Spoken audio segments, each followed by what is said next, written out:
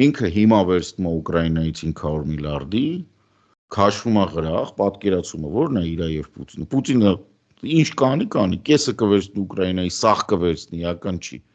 Տրամպի ձեռը թուղթ կա, որ 500 միլիարդ է այս ամեն ինչի իմնա։ Թե Ուկրաինան դուք ինչ կանեք, ինչ չի հետաքրքրում։ Էտա պրոբլեմը, էտա հասկացել Զելենսկին, իրականում էդ հասկացել են թե Ֆրանսիայի հետախուզությունը եւ թե Մեծ Բրիտանիայի, հա, դրա համար է այդ Մակրոնի Ստալմերի այցերը եղել, ասել են ընկեր ջան,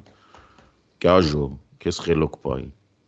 Չկա տենց բան, որ դու մեր գլխի վերև Ուկրաինան մեկին ծախում ես։ Ուկրաինան պետք է համաձայնվի։ Հենց այդ է պատճառը, որ Մակրոնը պահանջել է, որ դու պետք է հանդիպես։ Որտեվ ըստ Տրամպի այդ հանդիպումը կարիք չկար, ինքը ասում էր դրա նախորդ օրը, Մակրոնի գալու նախորդ օրը ասում էր, «Խի պետք է ես խոսամ Զելենսկիի հետ, ինքը 3 տարի խոսացել է, ոչ մի բան չի եղել։ Ես կխոսամ Պուտինի հետ, ինչ որ պետք է կպայմանավորվեմ, իրան թուղթը կտամ, կստորագրի»։ Դրա համար է ինքը միշտ ասում է 350 միլիարդն եմ տվել։ Հասկանում ես, իր համար սուրպրիզ է, որ ինքը տվել է ընդամենը 120, իրականում 70։